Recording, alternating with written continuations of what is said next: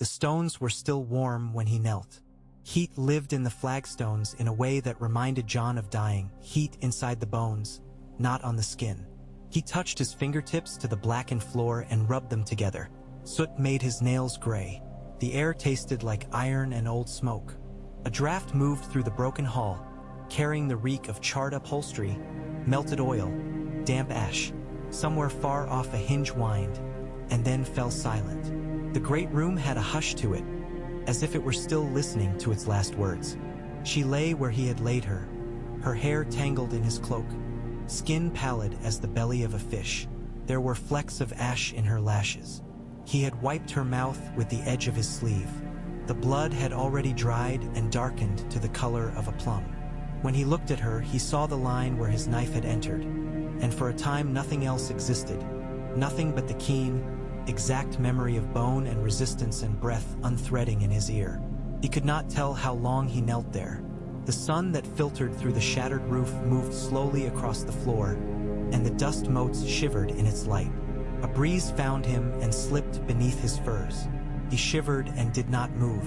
At some point he became aware that the sound in the air, the slow thrum like an old forge bellow, was the beating of wings. When the shadow passed, swallowing him and her together, he lifted his head. The dragon's eyes were old embers set in a scarred face. It came low, the roofless span of the hall admitting the beast with a scraping of wing against stone. Heat came off it in breaths. The snout nudged her shoulder, a great careful pushing that rocked her body against his knee. Jon set a hand on the dragon's jaw because there was nothing else left to do, and felt scales warmer than any fire. The beast looked at him and exhaled, a furnace sigh. He waited for flame. It did not come. When the dragon took her up, it did so with a delicacy he had not thought possible in so enormous a thing. It gathered her the way a parent gathers a sleeping child, as if she might wake and be startled, as if she might complain of being lifted. Then it stood, wings mantled, and with a heave of muscle and weight the dragon was airborne. Her body cupped against its breast, and light tore into the hall as it went. Jon watched them diminish into a smear over the city's broken teeth and, for a heartbeat longer, listened to the wings until he could not tell them from the wind. He remained alone with the melted stump of the throne. When the Unsullied found him still on his knees, he did not rise. They did not speak at first. Their sandals left clean prints in the soot. He could feel their presence, the line of rigid bodies, the weight of gaze. He waited for a voice to accuse him in their tongue. He waited to be cut down where he knelt, and found he did not fear it.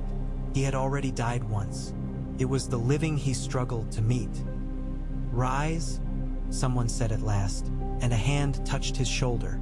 The voice lacked the authority of command. It was practical, as if asking him to stand so they might clean. He stood. His knees cracked. The men parted to let him through. He noticed there were only 9 of them, and thought without deciding to think that there had been more before. Their faces were flat assignments, not expressions. The one who had touched him wore a linen strip around his burned ear. They marched him out through the ruin. The Red Keep had been open to light in places where no window had ever intended to be. He could see sky through ribs of stone, pale and impatient. They took him down a narrow corridor that smelled like baked dust and old wine. In the distance, a hammer sounded like a heartbeat. He did not see Tyrion. He did not see anyone he knew until they put him in a cell that had not been a cell before the city learned what dragons could do to a man's lungs. The door was a scorched panel pulled from some pantry. There was no bar, only rope. His guard stood in the corridor watching an empty wall. A bucket sat in the corner and a loaf of bread leaned against it, and there was a pitcher of water which tasted faintly of smoke when he drank.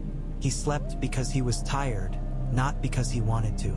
He woke from a dream of snow, the real kind, clean and moving in the low wind across the godswood. He had no sense of time. Once he heard steps and voices, rough Westerosi vowels, tired and peevish, and then the softer syllables of Valyrian. He pushed his palm against the cold stone and told himself he was not a boy at Winterfell with a fever. He told himself he was the man who had done what need required. When Tyrion came, Jon smelled him before he saw him. a sanitary stink of lye and thin wool and the old, faint perfume of too many cellars. The door rope rasped.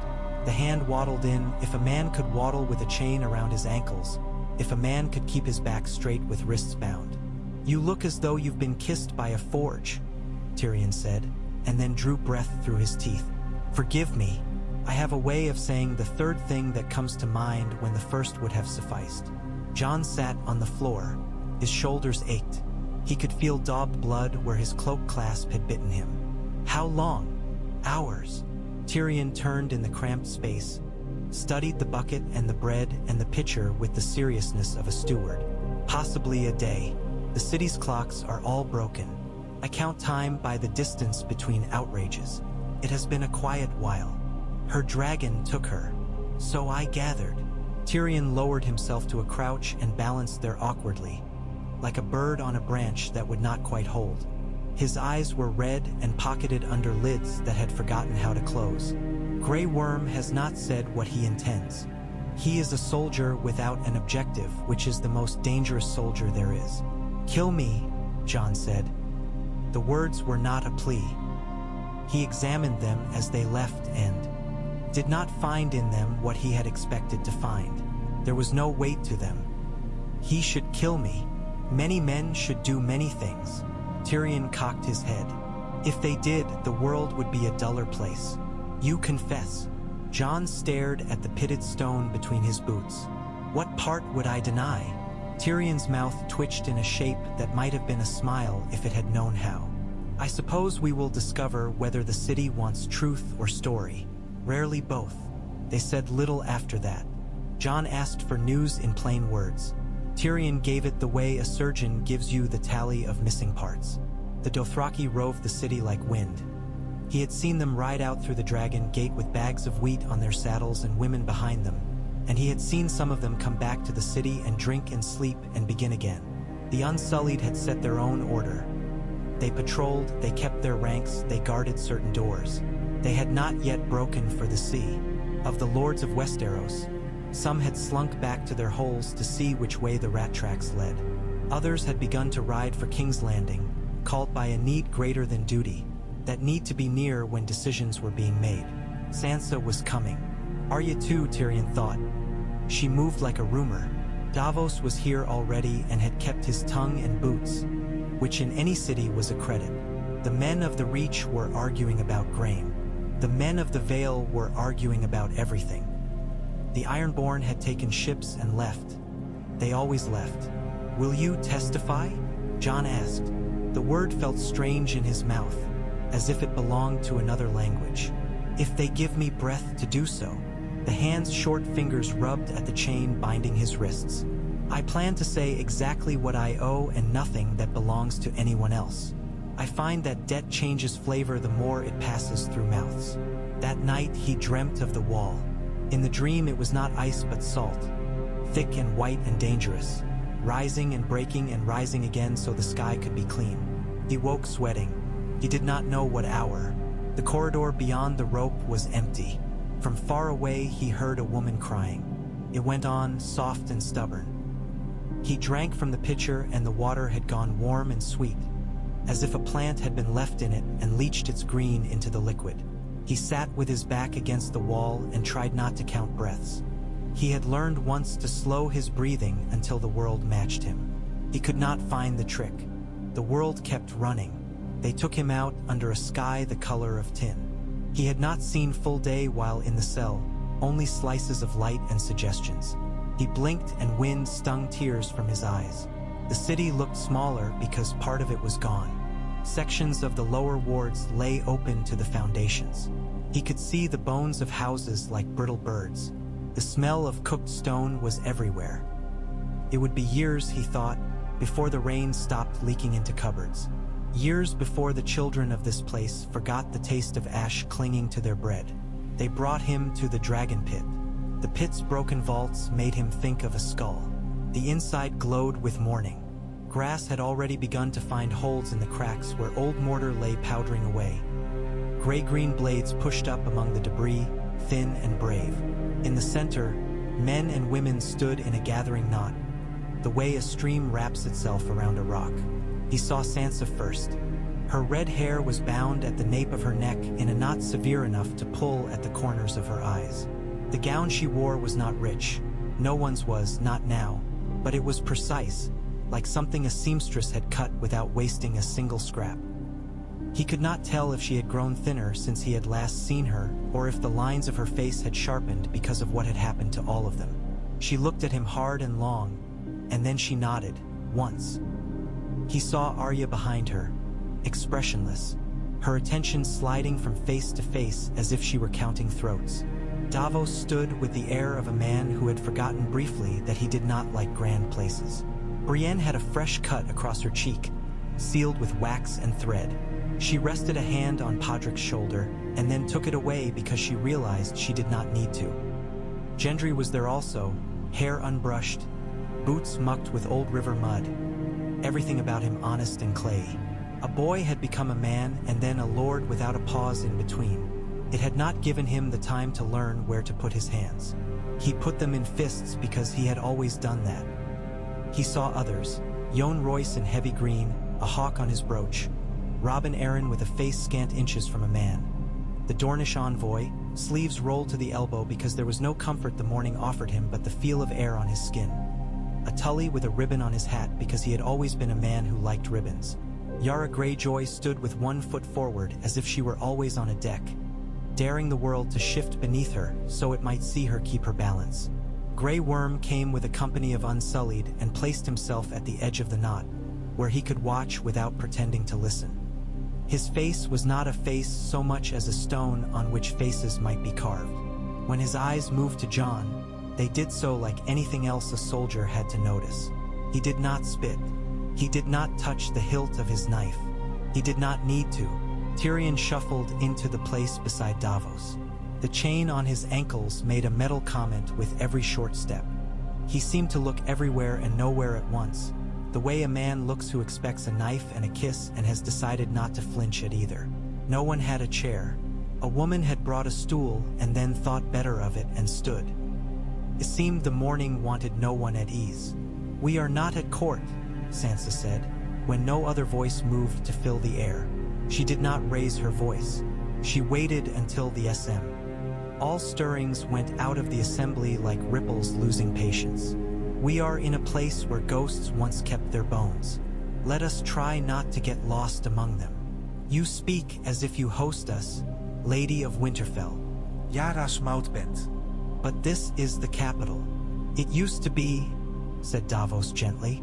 "Then other things happened. There is a murderer among us," said a man with a clean beard whose name Jon did not know. "Begin there. Begin with truth, then," Arya said. "It makes liars work harder." "I killed her." Jon spoke before he had chosen to. The words were a stone he had decided to drop. The sound of them hitting the hard surface of the morning might start something or end it. He made himself meet eyes as they turned to him, gray and green and dark and wary. "I killed Daenerys Targaryen." Grey Worm's head inclined a fraction, as if to say that he had hoped for no decorous preamble. Tyrion's mouth did something that might have been relief bent shameward. Sansa's eyelids flickered. If Arya breathed, she did not make a sound of it. "Why?" said the Dornish envoy, because he had never liked to waste a question. "Because she would have killed more," Jon said, and kept his voice so it did not splinter. "Because she believed she was the only person who could put the world in order. Because she gave me a choice and I made one." "What choice did she give you?" This from the Tully with the ribbon hat, who flushed as soon as he had said it, the way a man flushes when he realizes he is in a room where everything has weight. "To be something I am not," Jon said, and that was enough because he could not find any other words that did not betray him. Grey Worm took a step forward. "She was our queen." That was all he said, but it contained all the miles he had walked and the language he had learned and the days he had held his sword and remembered nothing else he had. She ended chains. Tyrion raised his bound hands a little, the way a priest might lift the hem of a robe to keep it from dragging through blood. She also ended children. We do not have to do that piece of accounting in public, but we must do it somewhere. A murmur. The wind collected it and put it in its sleeve. "If we mean to talk of justice," said Sansa. We must decide what thing we wish to save. A man's honor? A company's oath? A city? A realm? Those do not all agree. Justice is a blade with two edges, said Davos. It cuts cleaner if you're not the one holding it. Gendry cleared his throat. He looked at Jon and away again, as if the face of the man he once fitted with iron had become a forge he could not stare into. He doesn't want the thing any of us have to pretend to want. That should count for something. And what thing is that? Yara demanded. The chance to matter to more than our own halls, Gendry said roughly. The chance to be named when a town crier calls the disasters by their proper names. He scratched his jaw. He doesn't want it. That's worth something. What is worth more than oaths? Asked Grey Worm. He had not moved.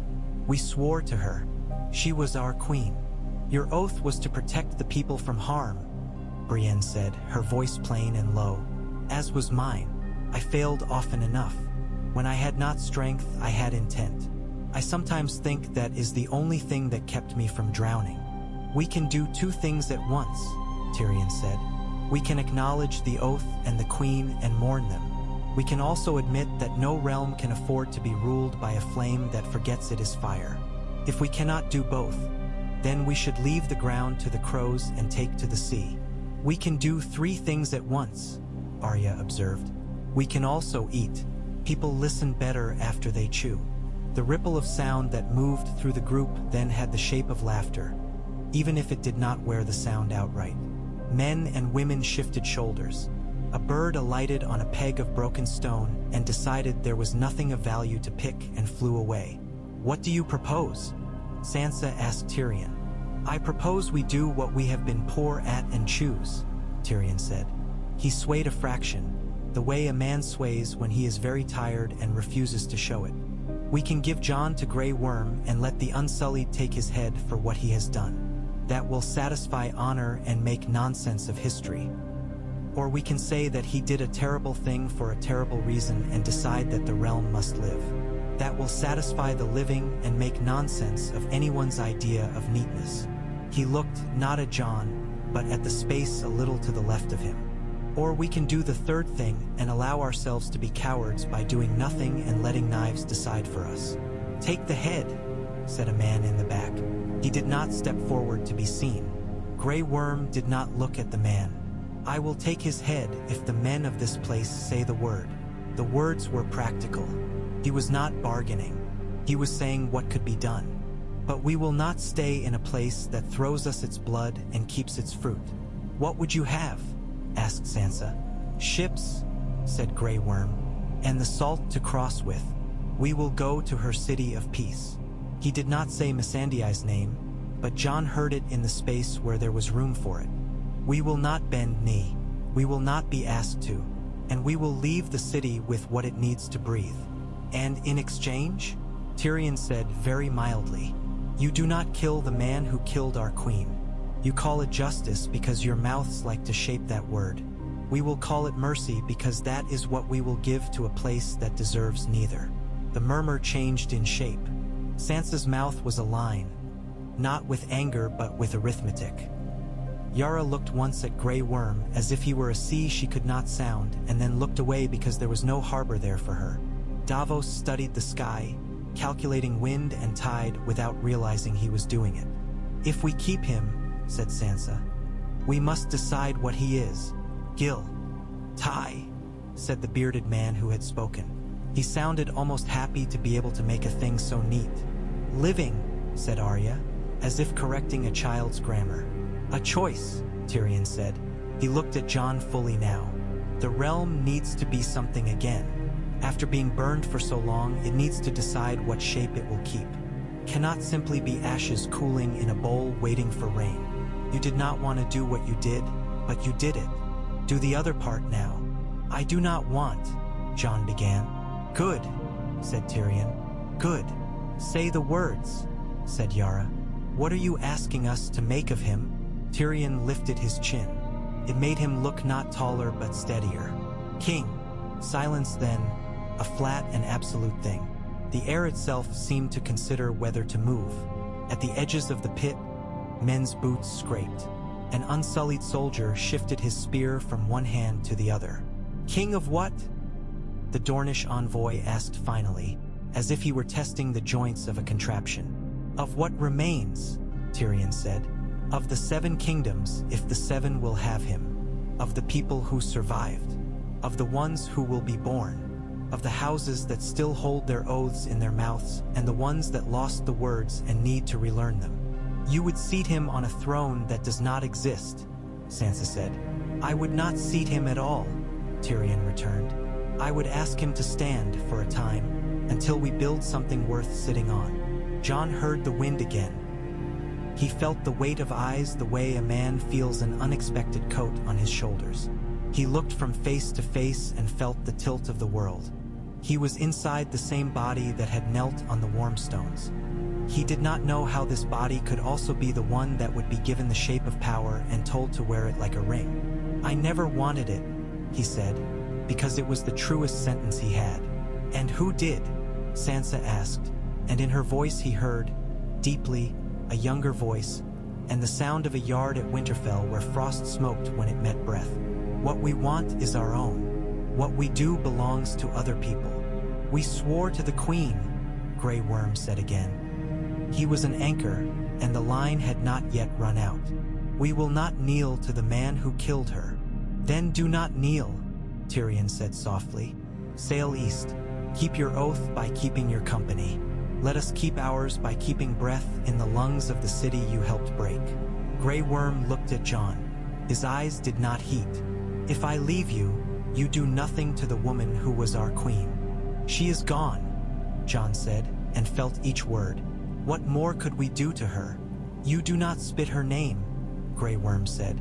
"You do not call the dead names just because their breath cannot answer.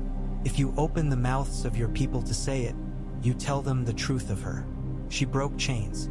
She burned. She believed. If you cannot keep all of that in one name, you do not say it at all." Jon took a breath. "I can hold more than one thing." He had learned that if he had learned nothing else.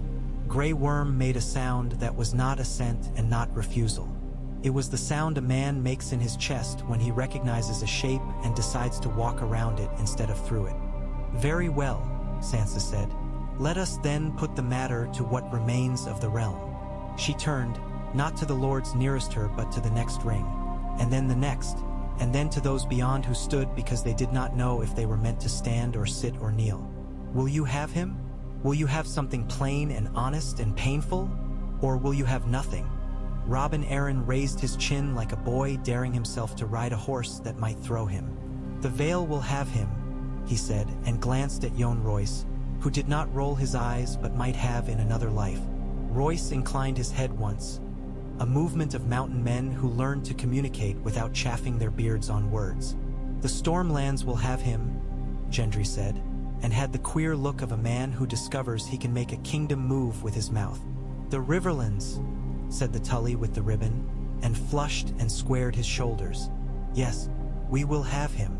"The Reach," said a knotted old man who had survived everything by becoming harder than everyone else in his house. "We require grain to be treated with the respect it deserves. If he understands that bread is what keeps banners from becoming ash, he can have us." "Dorne," said the envoy, "will have him if he never presumes to tell us how to love." He smiled then, a fraction, as if daring someone to call him a man who loved politics. Yara did not speak for a moment. She looked at Jon with an impatience that belonged on the deck of a ship. "The Iron Islands do not like kings with crowns," she said. "They like kings with salt in their eyes. But we like victories. We like hard men who do the thing that breaks their own ribs." She spat to the side. "We'll have him, on trial. Let him prove it every month." Sansa's mouth bent, not in humor but in agreement. She looked at Jon and then, after a hesitation small as the pause between heartbeats, bent the knee. The sight of her knees on that burned ground nearly undid him. Arya did not kneel. She met his eyes and tilted her head once, in a small complicated movement that meant brother and remember and do not be someone else. Grey Worm did not kneel. His men did not kneel. He turned to his company. "Prepare the ships," he said. And then, after a moment that someone else might have missed if they were not watching his mouth, "Pack the grain." They had no crown. The Iron Throne was a puddle of cooled black memory. The September was gone and had been gone long before any of them had become what they were this morning. They had no priest who was not tired and no pageantry that did not taste like ash. Tyrion suggested a circlet of wire, a symbol and nothing more. Sansa sent a boy to find a smith. The boy ran and returned with a woman whose right arm was a spool of sinew and burn scars.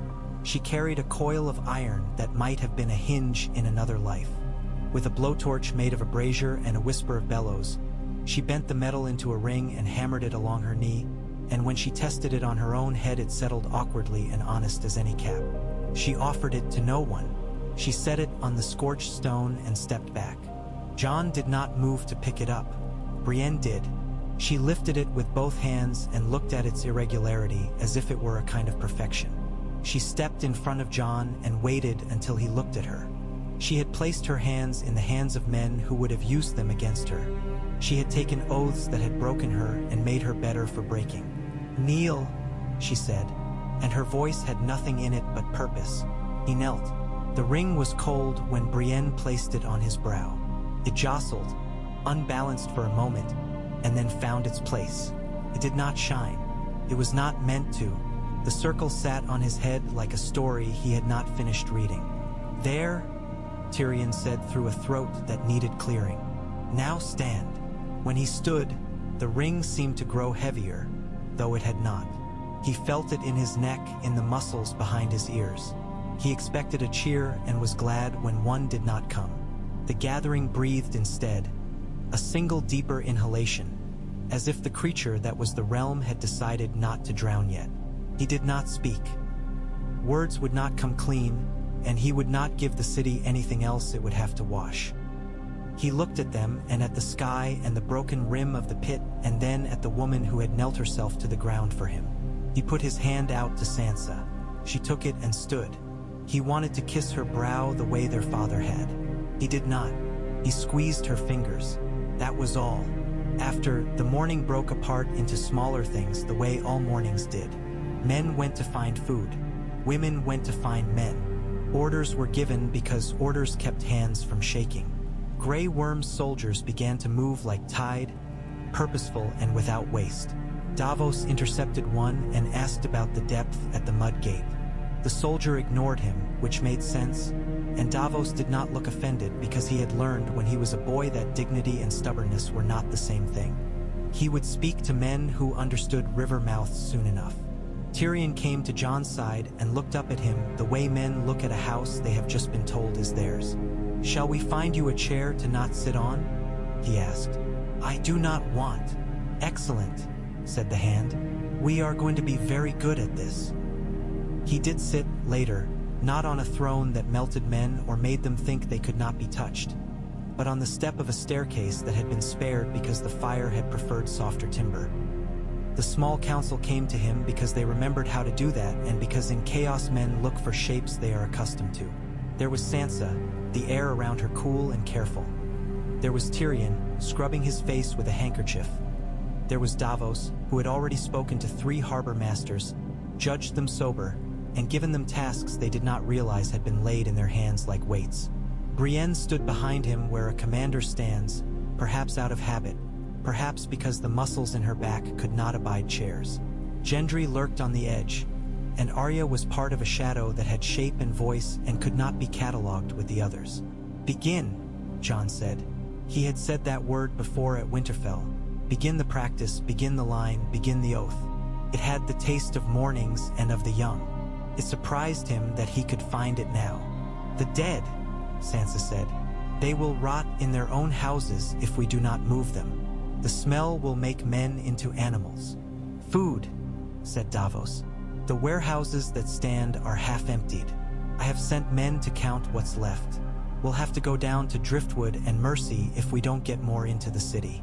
The Reach can send us what will not travel well in winter, and what can travel well we can haul by ship." "The wells," Brienne said, as if it were a battlefield. "If they've been fouled by ash and bodies, we cannot let people drink. We will need law, Tyrion said.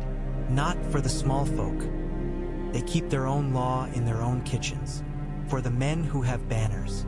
Whoever can still scrape together a dozen riders and a name will be tempted to explain to the city that their hunger is a kind of justice.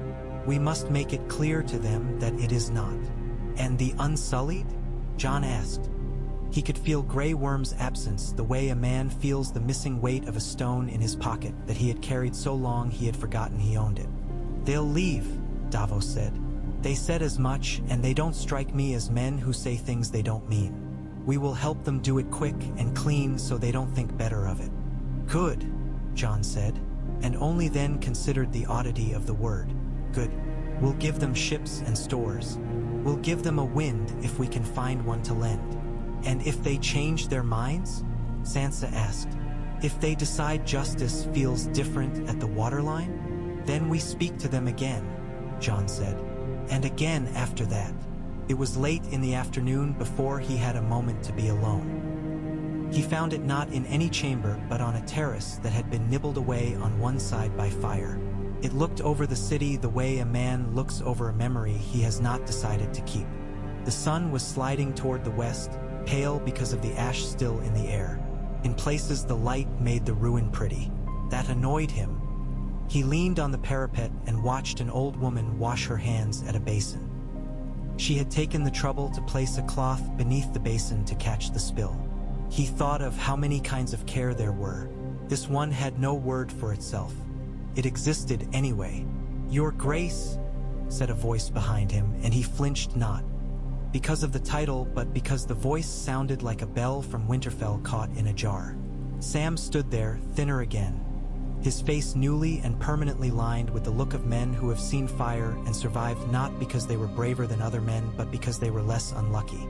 He wore a plain brown robe that looked as if someone had tried to put respect into it with needle and thread and run out of both. He had lost weight but not warmth. When he smiled, the terrace felt less like a balcony over a grave. Jon took 2 steps and put his arms around him. Sam made a small noise and then put his arms around Jon in return, which was exactly like him. You're alive, Jon said into Sam's hair. For now, Sam said, which is the best estate any of us can claim these days. Jon let go and looked at his friend. Did you eat? I have not stopped, Sam said cheerfully and then sobered. I'm sorry, Jon. For everything and everyone. It's a long list. It wouldn't fit on any one page, and I'm not certain I have the script for it. She's gone, Jon said. Not because Sam did not know, but because the saying of it kept it civilized. Sam nodded. And so is what she said alight. We have a lot of work. The word felt good in Sam's mouth. It had always been a friend to him. He was the kind of man who folded his fear into his labor and made the fear do something useful. Jon wanted that gift. Will you stay? Jon asked. I could use a maester. Sam laughed. A burst, startled, then soft. I'm not a maester, not truly. I know how to clean a wound and bind a book. In these times, that may be enough to be 2 men, but it is not quite enough to be a whole one. Then be yourself, Jon said. We need more of that than anything. Sam's smile had a thing in it that might have been tears and might have been light. I spoke to an old man with a neck chain salvaged from the Citadel's pocket. He called himself a half-maester and seemed pleased by the having. If we collect enough halves, we may make wholes. He looked out over the city and the falling light. There's a spot in the gardens where there used to be statues. The pedestals are now rather good tables. I thought I might set up there. A place where people can come and tell me what hurts them, and I'll have a look and say something that might be useful. If I say it kindly enough, it might even help. Do it, Jon said. And when you need more cloth or more herbs or more hands, you tell Davos. He will find a way to cheat the numbers without cheating the men. Sam breathed in. On the breath there was ash, and still he smiled. It is good to see you, Jon. They gripped each other's forearms. After Sam left, Jon stayed. The ring on his head had warmed with his skin. He lifted it off and looked at it. The iron had a seam where the ends met. Imperfectly, the hammer marks visible like the rings of a tree. He thought briefly of putting it back. then set it on the parapet beside his hand. A gust of wind came and rolled it a finger width. He put his palm over it and held it in place. That night he slept on a pallet in a room whose wall had been patched with canvas painted to look like stone. The paint was very good and fooled his eye until he touched it and felt the give. He lay there and listened to the city mutter. He found himself listening for dragon wings and then, because he was ashamed of that, listening harder for the sound of water moving through pipes he had ordered to be cleaned. He must have slept because he woke at dawn with his mouth full of the metallic taste that always came to him before a storm. On the second day of his reign, he learned how much of being king is listening to people explain how water moves. A woman in a blue dress that had once been expensive but now wore its hems like the fringe of a poor flag told him that if you did not stand the barrels in the shade, the surface would bloom with things that made children's bellies twist. A boy no older than Bran had been when Jon had left Winterfell explained that rats were not a rumor but a profession. Davos mentioned in passing that if they didn't throw salt on the right streets, the stench would become a kind of weapon that worked against both sides. Jon nodded and said little, and when there were decisions, he gave them to the people who knew what they were doing. It felt like cowardice at first, then it felt like something else. He remembered the first time he had told a boy to hold a shield higher and had realized, after, that the boy had not died. He ate with his hands because the forks in the palace all had handles that smelled of fire. He ate bread that was half-cooked because the ovens were cracked. He ate cheese that had a rind black as a boot. He ate because he had to and because it let him say to the men he asked to work that he did the same. Sansa told him quietly that eating where people could see him would be as important as any law. He did not like that thought and did it anyway. A day after the Unsullied declared their intention to leave, a delegation came to him in a long room whose ceiling hung in rags. Grey Worm led them. He did not look at the tin crown. He looked at Jon's eyes and nowhere else. He said that his men could be at anchor in 3 days if they had the ships. Davos said he could find them in 2 if he was not arguing with fools. Grey Worm said he did not argue, and Davos nodded and left. Jon promised grain, salt, ropes, sailcloth. Grey Worm said nothing in the space where he might have said thank you. When the meeting ended, the soldier did not go. He waited until the others left, until the room had only the 2 of them and a beam of dusty light that made no one look better. Jon waited also, because waiting was now something he could do. She loved you, Grey Worm said finally, not as a question and not as a condemnation. A map had been laid on the table between them and he looked at a place on it that was water. Yes, Joe. N said. His mouth worked around the word like a dog that had been given a piece of leather. Grey Worm nodded once. I loved a good woman, he said. She was not a queen. She was better than a queen. She made me feel like a man. And then I was the soldier again when I had to be, and that was easier. He looked at Jon. She is dead also. You did not kill her. You killed the one I swore to. My anger has room for both of those truths. I am sorry, Jon said. It seemed ridiculous to offer an apology for that kind of absence, and yet it seemed the only thing a human mouth could shape. We will go, Grey Worm said. We will not return. Do not chase us across the sea with men who think they are brave. They will die without giving you cause to make songs. I will not chase you, Jon said. I cannot spare the men. Grey Worm's mouth twitched. Then perhaps your prudence will save you from being seen as merciful. He turned, then paused. Do not make the city say that she was all monster. It will make them feel better for a week. Then they will find another monster for the next week, and the next, and the next. Monsters are what men call other men when they need to forgive themselves. I will say what is true, Jon answered, though he knew truth itself was a garment people fitted to their own shoulders. After Grey Worm left, Jon stood a long time and looked at the map. His finger traced the coast without touching it. Between the symbols for rivers and the small black trees and the cities in their careful hand, he could feel the memory of the men who had drawn it, the way they must have bent over the parchment, tongues touching the corners of their mouths, the breath in the room smelling of ink. He thought of how long it had taken to make a thing so simple, and how quickly fire could eat it. When he stepped outside, the day had changed to that glazed hour when light spreads itself thin across stone, and men begin to believe they might survive to sup. Brienne was in the yard, sparring, her hair knotted tight, her face set with a vigor that looked like joy in her. Podrick moved opposite her, and he had become a man. He was still Podrick, earnest, apologetic in the way he held himself, but he moved with economy. He had found a way to make the ungainly parts of himself work together. Jon watched their blades meet and part, a rhythm like breathing. Brienne saw him and broke off with a nod. She came to him with her blade point down. He thought of the day she had asked for his sword in the courtyard at Winterfell, the honesty in her when she had asked and the way she had looked when he had given it. He thought of oaths and the various shapes of them. "Your Grace," she said, and then, "Jon," because names felt like better oaths sometimes. "Ser Brienne," he said, "I need someone to write the names of those who will serve. I need a guard. I can't pay you in glory, only work." "I have always preferred work," she said. "Glory has no weight. Work sits in the hand. Will you be Lord Commander?" Her eyes moved to the side and came back. "Do you want me to be?" "Yes," he said, and there was relief in the truth. "I want men and women who choose the thing that keeps people from dying." "I will," she said simply. "I will need a book." "We'll find one," he said, and then remembered and winced, because the book he meant was probably Ash. "We'll make one." She smiled in a way that made her face beautiful and unguarded. "I have always liked making better than keeping." Sansa came to him in the evening, when the rooms that remained in the keep smelled of old tallow and the wind from the sea. She did not sit. He did not either.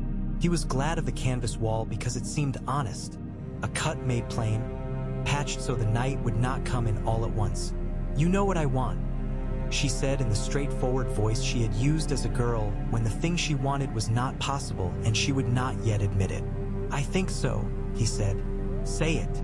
"I want the North to belong to itself," she said.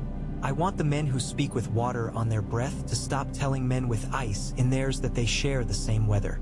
I want the old gods to have their trees. I want my people to owe their lives and their bread and their blood to themselves, not to men who would not visit if they did not have to." He closed his eyes. When he opened them, she had not moved. "I am your brother." "You are," she said, "and that makes the asking harder." She took a step closer. "I will not play a game with you, Jon. If you demand my knee, I will not give it. If you refuse it, we will take the North and hold it. If you ask for something made of trust and of terms, I will take out my needle and thread and bend my back to it." He breathed. "What terms?" She smiled then, a little. He remembered that smile at Winterfell, when they had shared bread and a roof and thought themselves poor for it. "You will not tax us like the others. You will not demand men when spring comes and someone in the south grows bored of peace. You will let us keep our law when it does not break your realms. When it does, you will speak to me before you speak to any banner between us. You will let me raise the children the way we were raised, not to knot a tie the same way as the men of the Reach, not to say the same prayers as the men of the city, but to know when a storm is coming and how to bank a fire so the house is not choked." He stared at the canvas wall. The paint had been applied with love. The artist had taught his hand to make stone. He wondered if the man was alive and if anyone would remember he had had such hands when the time came to count the dead. "And in return?" "In return," she said, "the North will say your name when the city says it. We will send bread when we have it and men when no one else will.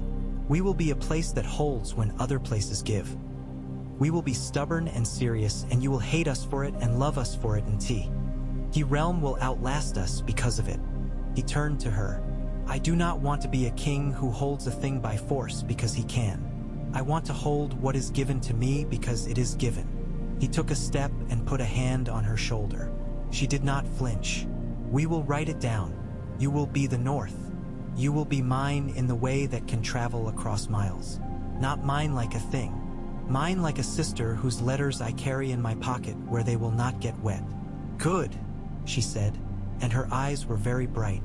"Then you will be a king after all." They smiled at each other.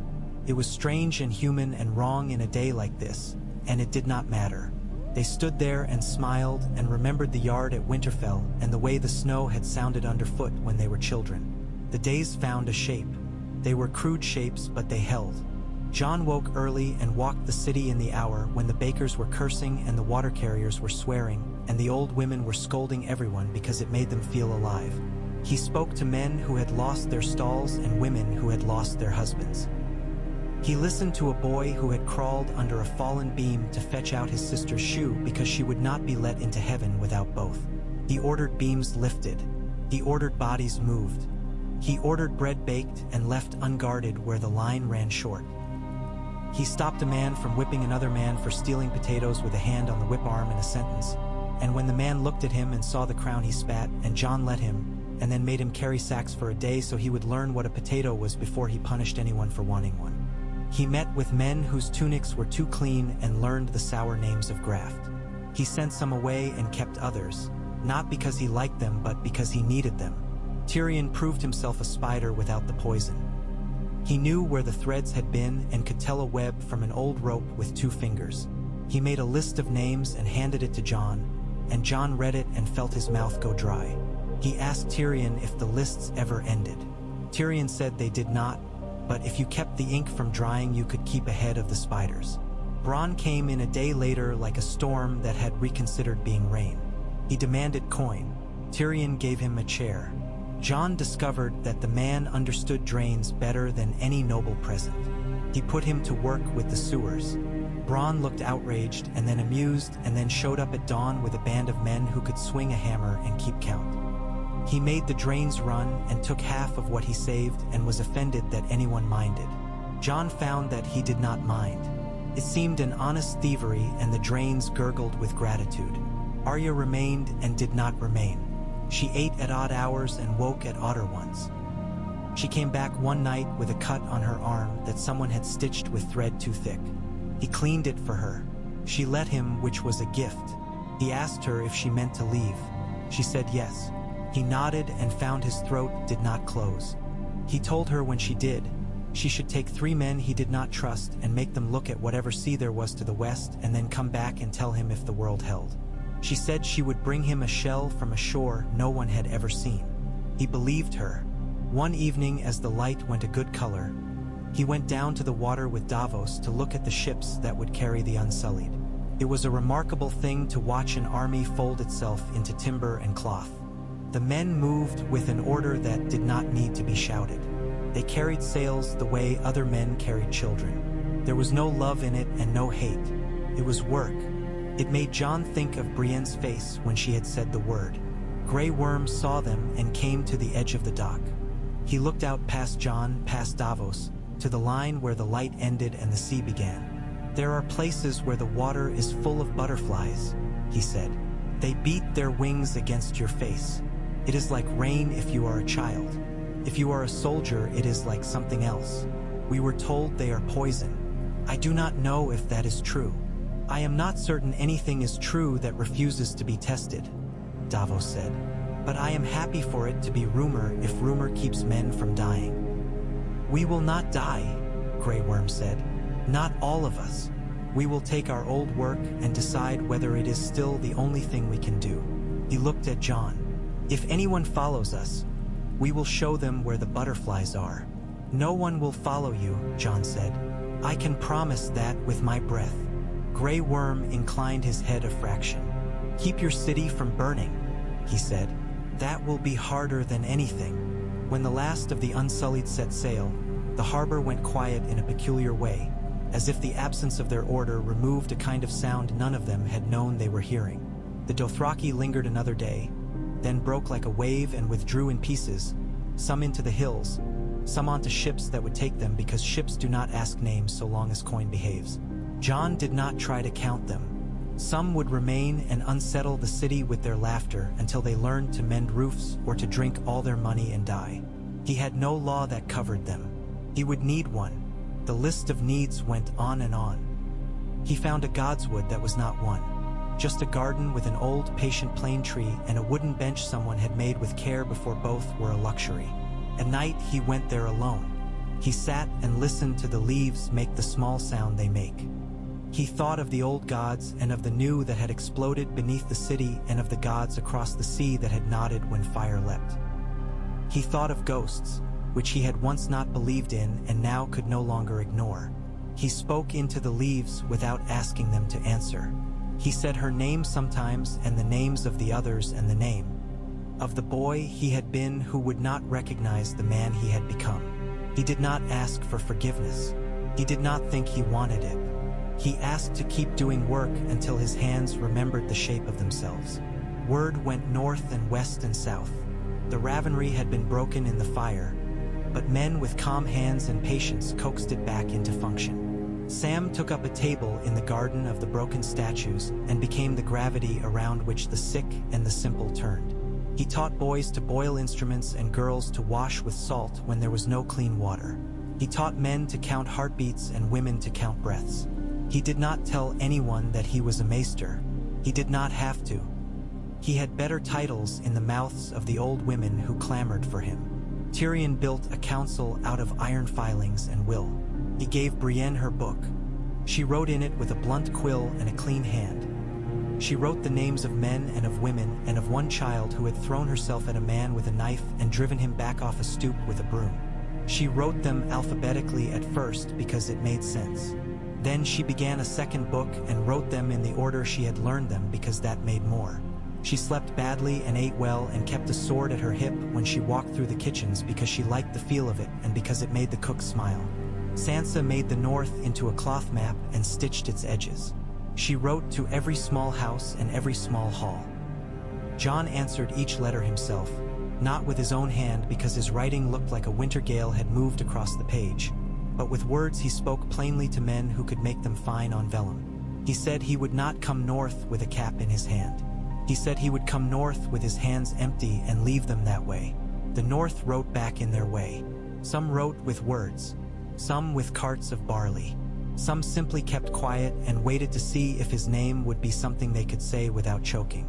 On the 20th day, a number that meant nothing and everything, an envoy from the citadel arrived wearing a chain that had lost some links to the fire. He suggested that the realm should consider the question of succession. It was prudent, he said gently, to put in writing what should happen should the king be thrown from a horse or murdered by a woman he loved. Jon did not flinch. Tyrion suggested a council of great lords to choose, should the worst occur. The envoy nodded and said that men believed in what they themselves had chosen more than what was chosen for them. The room breathed evenly.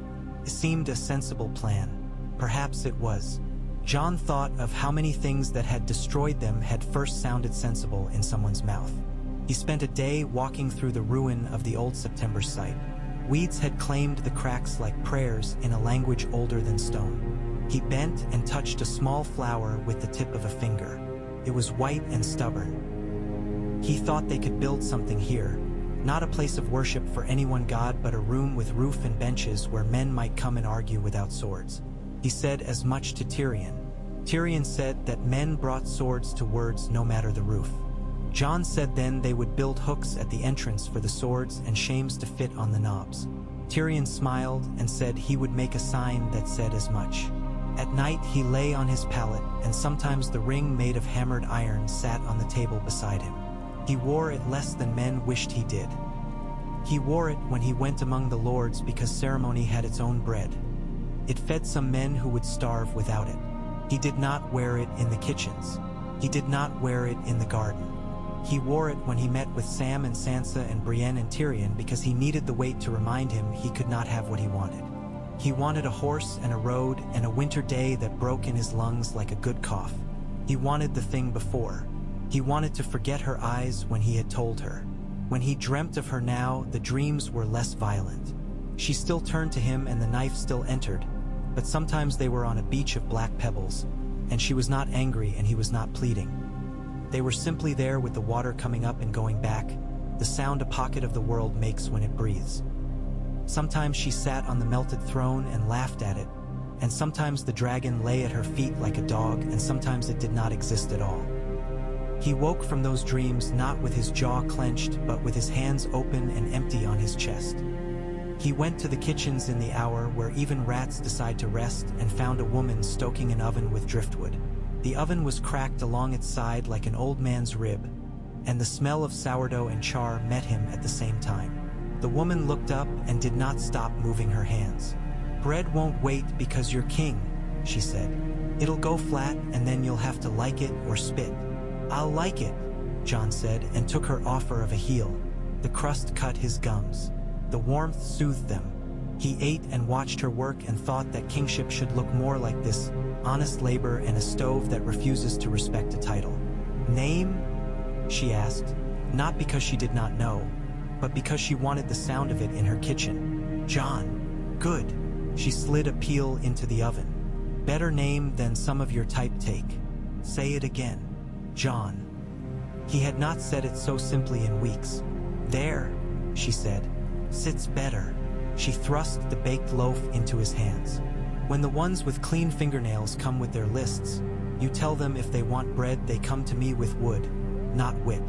I will, he said, and meant it, and kept the loaf warm under his cloak until he found a man with a weary child and handed it over. Not all was bread and drains. Bandits found the roads at night, and in the morning men found bodies without he.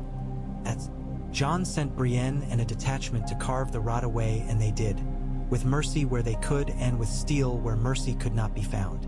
A cabal of old soldiers tried to raise a banner no one asked them to lift and called it loyalty to a queen long gone. Arya came to him with 3 names and later returned with none and a stain of wine on her sleeve, and the problem solved. He did not ask how. He knew when to pretend at ignorance. A woman was caught in the act of setting fire to a granary because she said burning felt more like prayer than kneeling. Jon stood in front of the granary with Sansa and Sam and listened to her. He forced himself to hear the part that sounded like a human trying to speak through pain. He spared her when the list of reasons weighed heavier on that side of the scale and ordered her to carry water for the ovens for a season. It did not feel like justice. He had learned to stop waiting for that feeling and to look instead for the thing that made tomorrow possible. The day came when Sam put a book in his hands. It was new. The leather was that color that has no word, between the brown of bark and the gray of stone. The pages were made from scraps of older parchment, crisp and mismatched and perfect for that. Inside, written by several hands, each with its own modest pride, were entries of people who had stood between the city and hunger or fire or fear, names and what they had done. A woman who had bruised her shoulder knocking a door down to pull strangers out. A boy who had carried 5 buckets at once across a courtyard because he did not trust the grown men to wait their turn. A man who had given bread and told no one his name but whose hands told the story in the way the skin cracked. It is a book of the living, Sam said, as if explaining that there was perverse joy to be found in such a thing. The dead have their last names written on stone and wood and in our mouths. Let the living have theirs written while they can still touch the ink. Jon looked at the page and then at Sam and put a finger on an entry that read, simply Jon, bread, kitchen, night. His jaw creased with something that was not a smile and not a grief. If we leave it to you, you will make me into a man who bakes. Only if you keep taking bread from ovens, Sam said. He read in that book at night when his own names crowded his bed. He added a name once in his own hand, poor scrawl, patient. He added the name of the smith who had hammered his crown. He wrote crown, iron, honest, and felt that he had done one thing correctly, small as it was. He began to write letters to men whose names tasted like iron in his mouth because they belonged to houses that had once tried to kill him. He wrote in courteous terms and asked for carts and tools and men who could cut stone. He received replies that ranged from silence to insults to carefully measured inventories.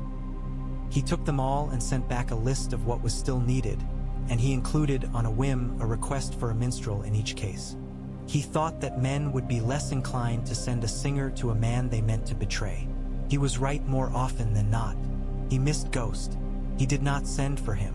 The animal belonged to the far country now, to snow and miles and a kind of quiet he remembered like a story someone had told him and he had loved because he had lived inside it once.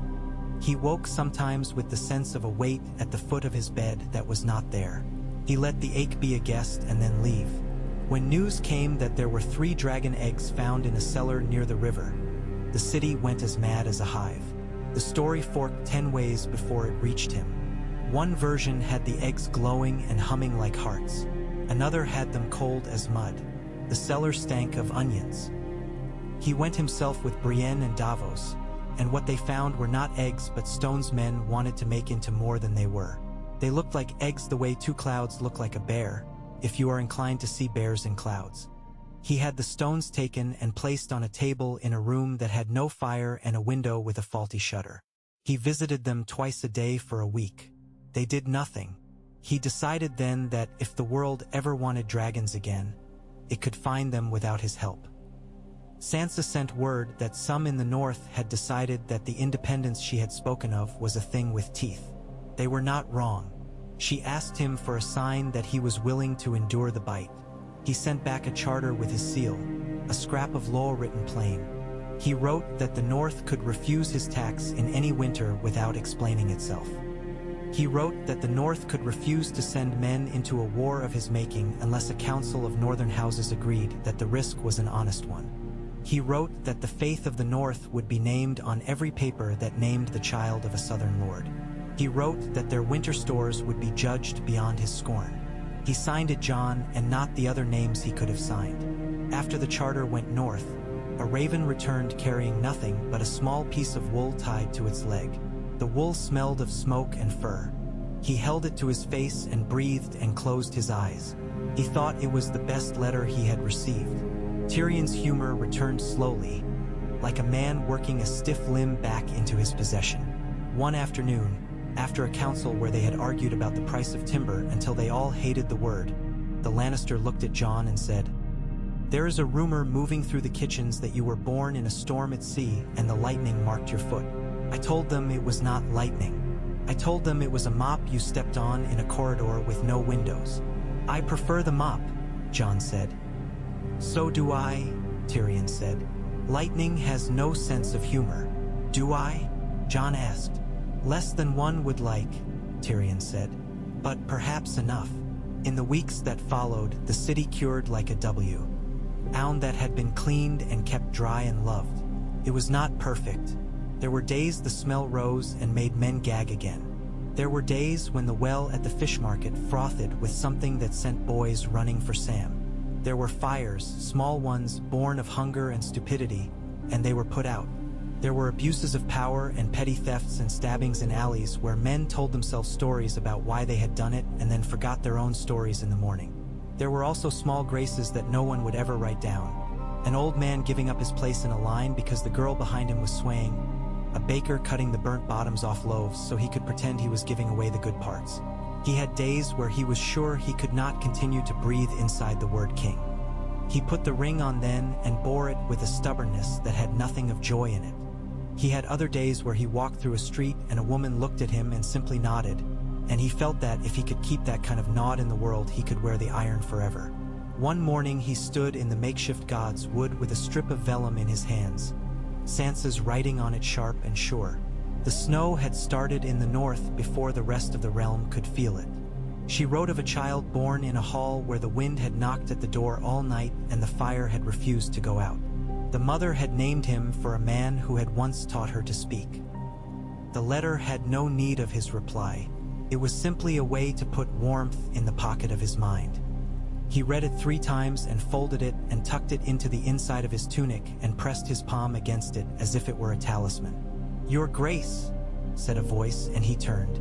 A man he did not know, one of the 100 he saw every day for the first time, stood there with his hat in both hands. He had that look. Just this side of panic, just the other side of hope. Jon gestured and the man stepped forward. He said that his daughter would not stop crying. He did not understand why. He could not get her to breathe right. She made a sound like a kettle. He had gone to Sam. Sam had sent him to the king. Jon did not know what to do with the man's hands, so he took the hat from them. He said they should go to Sam again. He walked with the man through the corridors and down the steps and into the garden. Sam looked at the child, a small piece of red face and tears. He listened to her chest, put his ear to her mouth, rubbed her back gently with 2 fingers. He told the father to breathe very slowly so the girl would hear and match him. He showed him how. He told him he was not doing it wrong. He told him he was doing it a father's way. He spoke like water poured onto a hot stone. The girl's breathing slowed, then hiccuped, then evened. The kettle sound became the sound a child makes when she decides she is safe. Jon stood by and watched and did nothing and felt, oddly, like a king. That night, alone, he thought of the shape of power. He had seen it as a knife and as a scream and as a fire that decided for you. He had not often seen it as a hand on a back, a borrowed breath, a word so true and small it seemed beneath language. He decided he liked that shape best. Slowly, the city began to believe in mornings again. The markets filled. The argument between the fishmonger and the olive vendor returned to its usual vehemence. The bells in the few spires that remained rang, and the sound was cracked, and men smiled anyway because to have a bell was to be a city. He began to hear a kind of laughter that had nothing to do with relief and everything to do with being alive. He did not forget the dead. He walked, sometimes at dusk, through the field they had made for them. He did not kneel because he had promised himself not to make a movement into a performance unless he had to. He stood and looked and named as many as he could. He said their names inside his mouth, where they would not be spent. He said her name as little as possible. He feared what it would do to him if he said it too often. He feared what it would do to the city if he did not. He knew there would be other storms. A realm does not decide once and then rest. It decides each morning and each night. He knew that beyond the sea men would say his name and test the strength of it against the shapes of theirs. He knew that in the north, men would count stores and count nights and consider whether this south-facing king was worth the trouble of lifting their eyes from their own fires. He knew that in rooms he would never enter, small men would make plans to make themselves feel bigger. He knew that the past does not stay buried under ash. It lives in the lungs and asks for breath.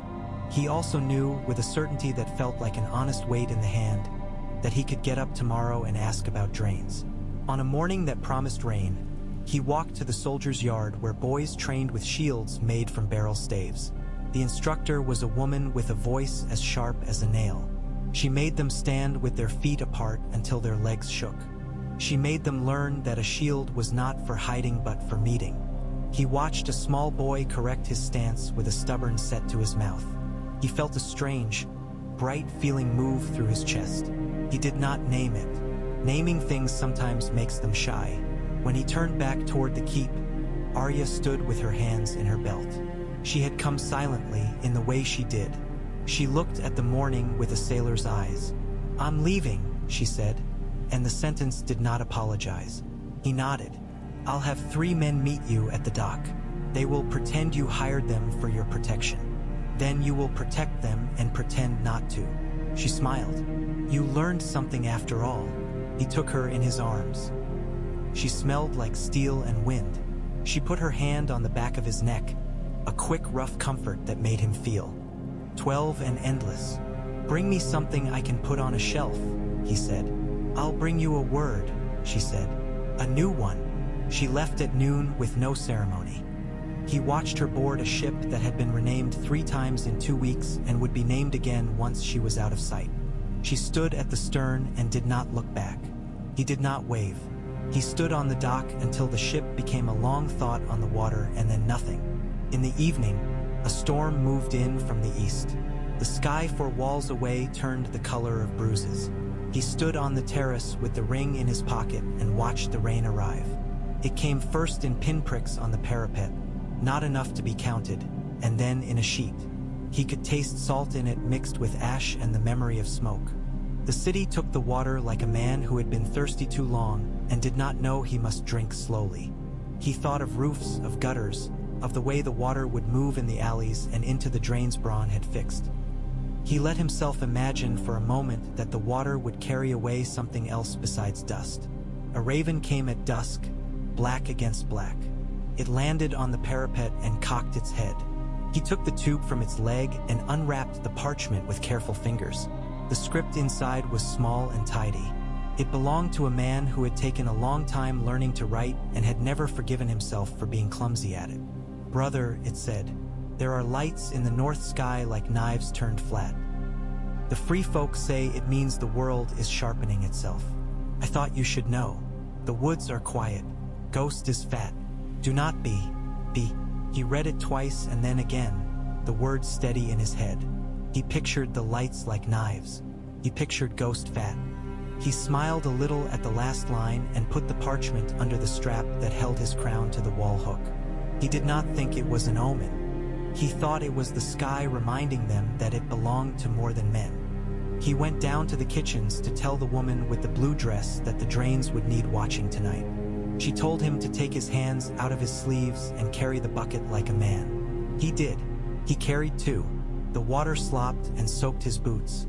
He could feel grit in the seams. He felt, for a moment, not like a king but like what he had always been. A man with arms and a back and a breath.